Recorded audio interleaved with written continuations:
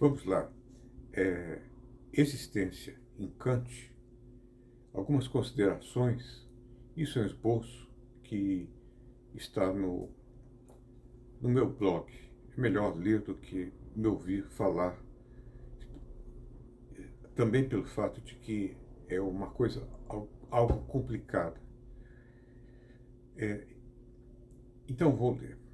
Eu não pretendo discutir aqui, em qualquer detalhe, os argumentos de Kant com respeito às ilusões da razão.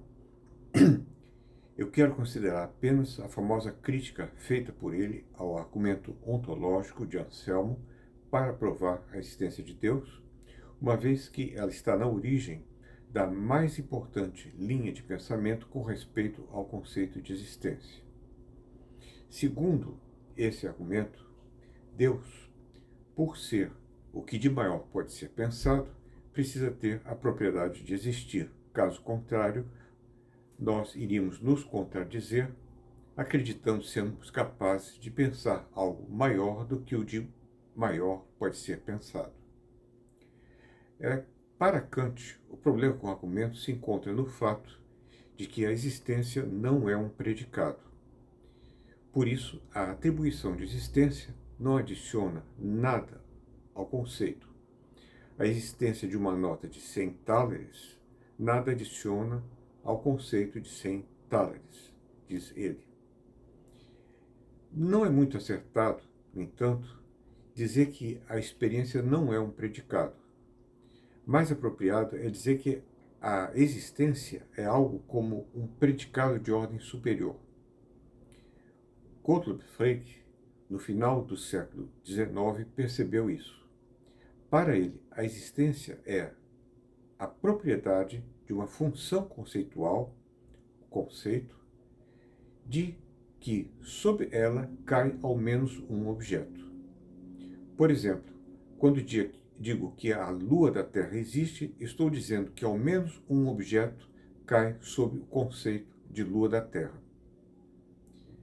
Como a função conceitual ou conceito já é uma propriedade, a existência passa a ser aqui uma propriedade de segunda ordem, uma propriedade, como diz Kripke. Melhor dizendo, ela é uma propriedade de certas propriedades que atribuímos predicativamente ao objeto. Bertrand Russell representou a ideia de Frege notando que uma frase como gatos existem é equivalente à frase a função proposicional x é um gato é verdadeira para algum valor de x. Eu posso esclarecer melhor o que eu acabei de dizer usando um mínimo de lógica predicativa. Considere o enunciado gatos existem. Esse enunciado pode ser lido como existe ao menos um x, tal que x é um gato. Ou ainda, existe x tal que f de x, em que f é gato, o conceito de gato. O f, entre parênteses, designa a propriedade de x de ser um gato. E o quantificador existencial tem como objeto a propriedade f de x, sendo por isso uma propriedade de segunda ordem de x, ou seja, uma propriedade. Eu acho que é possível aprofundar essa análise com base em Kant, Michael Dummett, Ernst Tugendhat e um pouquinho até de Stuart Mill. Kant foi o primeiro a pensar conceitos como regras. Dummett interpretou os sentidos fregianos como regras criteriais. Tugendhat deu nome aos bois. O sentido do termo singular é sua regra de identificação, o sentido do termo geral é sua regra de aplicação, e, para simplificar, eu posso chamar tudo de regra de identificação ou de regra conceitual. Para Frege, um predicado exprime um sentido que, por sua vez, deve ter como referência o conceito sobre o qual podem cair objetos. Mas Frege nunca explicou o que seria o sentido do predicado. Nem poderia, porque ele está aqui fazendo uma confusão. O predicado só pode ser o sentido. Não, conceito só pode ser o sentido do predicado, e não a sua referência. Pelo menos na linguagem usual. Agora, nós desviamos aqui um pouco de Frege, seguindo o entendimento mais natural, segundo o qual o sentido do predicado é o próprio conceito por ele expresso. Nesse caso, ele é a própria função conceitual. A própria função conceitual é a regra conceitual do predicado, sendo a sua referência uma propriedade espaço-temporalmente localizável, o tropo. Digamos, Sócrates é sábio. Então você tem o trópico de sabedoria que está ali em Sócrates, mas o conceito de sabedoria é o sentido do predicado. Bom, então, a regra conceptual do predicado é a sua referência a uma propriedade espaço-temporalmente localizável. É o trópico do objeto referido pelo termo singular no caso de enunciados do tipo FA, ou seja, enunciados predicativos singulares. Esse entendimento nos sugere que a existência nada mais é do que uma propriedade da regra conceitual expressa por um predicado, qual seja a propriedade da sua garantida, efetiva aplicabilidade. Seguindo esse entendimento, com relação à regra de identificação, nós podemos, aplicando a lógica predicativa, dizer Sócrates existe, inventando o verbo socratizar, ou S, para a regra de identificação. Regra de identificação de Sócrates. Assim, dizer que Sócrates existe é o mesmo que dizer existe X tal que S de X. Existe X tal que S de X, onde S exprime a socratização, a regra conceitual de identificação para Sócrates. E existe, está dizendo apenas que essa regra é efetivamente, garantidamente aplicável. Como dizemos que Sócrates é, digamos, tagarela, no caso de uma predicação e da regra de aplicação do predicado, regra conceitual também, nós estamos dizendo que a regra conceitual de aplicação do predicado é tagarela, se aplica a Sócrates. Sim. Ora, ao invés de T-A é Sócrates, T é tagarela, nós teremos de dizer existe X tal que S de X e existe Y, e para todo Y, se S de Y, então Y igual a X, e se S de X, então T de X. Existe algo que é tagarela e esse algo é Sócrates. Não, mas isso não está certo, porque eu estou dizendo que só existe um Sócrates tagarela. Não importa. Isso aqui é um esboço, como eu digo. Vocês têm que ter paciência. Eu não sei se alguém tem paciência. Eu mesmo não teria, acho. Com a expressão efetiva ou garantida da aplicabilidade, eu não quero dizer a mera possibilidade de aplicação, mas uma aplicabilidade que pode ser tida como certa, dadas as condições adequadas. Ou seja, se forem dadas as condições adequadas e o agente quiser aplicar a regra, ele inevitavelmente a aplicará. Isso é importante para desambiguar.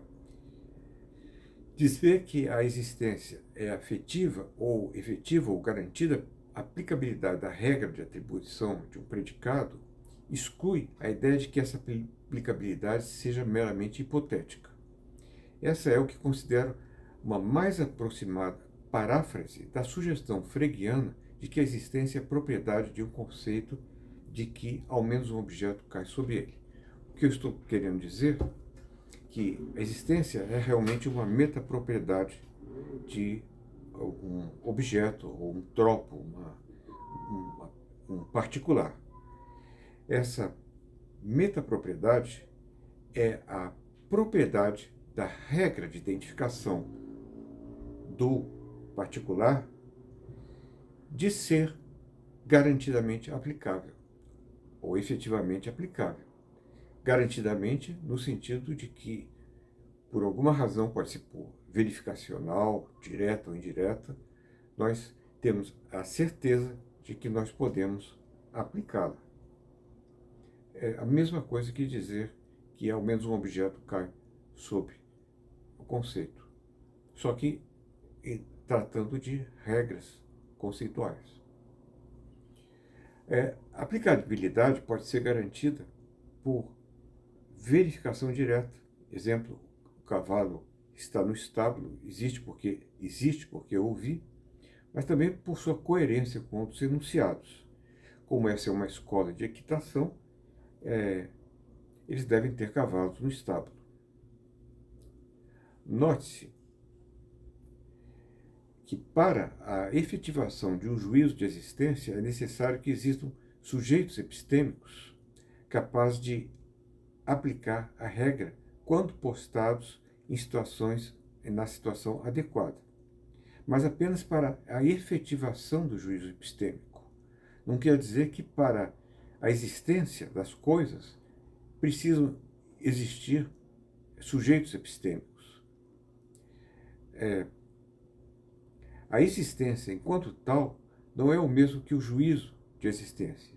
Assim, mesmo que o juízo de existência não seja efetivado, as coisas não deixam de existir.